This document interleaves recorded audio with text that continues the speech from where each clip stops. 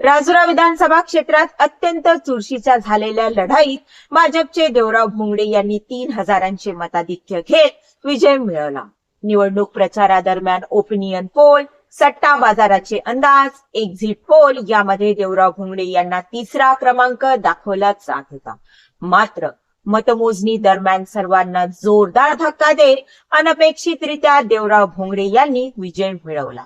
देवराव भोंगडे यांनी राजुरा विधानसभा क्षेत्रात 2 वर्षापासून तयारी सुरू केली होती. मात्र प्रारंभीपासूनच स्थानिक भाजप पदाधिकारी व कार्यकर्ते यांचा देवराव भोंगडे यांना मोठा विरोध होता. निवडणुकीसाठी तिकीट वाटपादरम्यान संघर्षाचे वातावरण निर्माण झाले होते. माजी आमदार संजय धोटे, सुदर्शन निमकर, खुशाल बोंडे यांनी त्यांच्या उमेदवारीला प्रखर विरोध दर्शवला. बंडखोरी झाली व शमली सुद्धा. प्रचारादरम्यान घुगुसचे पार्सल परत पाठवा असा प्रचार करण्यात आला. बोगस मतदार नोंदणीत देवराव भोंगडे यांचा सहभाग असल्याचे आरोप देखील करण्यात आले. मतदानाच्या आधी त्यांचे प्रचार साहित्य व त्यासोबत 61 लाखांची रोकड सापडल्याचे निदर्शनास. प्रचारासाठी सुधीर मुनगंटीवार वगळता एकही मोठा नेता सभेसाठी न येणे अशा अनेक प्रतिकूल घटना देवराव भोंगडे यांच्या बाबत घडल्यामुळे ते निवडून येणार नाहीत असा सर्वांचाच समज होता. तो खोटा ठरवत देवराव भोंगडे यांनी अनपेक्षितरित्या विजय संपादन केला. आता ते या मतदारसंघाचे आमदार झाले. देवराव भोंगडे यांनी घुगुस शहरातून आपली राजकीय कारकीर्द सुरू केली. ग्रामपंचायत ते विधानसभा असा त्यांचा प्रवास निश्चितच कौतुकास्पद आहे. मात्र एकाधिकारशाही गाजवणे, दादागिरी करणे, समोरच्याला किंमत न देणे असे आरोप त्यांच्यावर सातत्याने होत आले आहेत. ग्रामपंचायत सरपंच पदाच्या काळातील गैरव्यवहाराचे आरोप त्यांच्या सोबतीला आहेतच.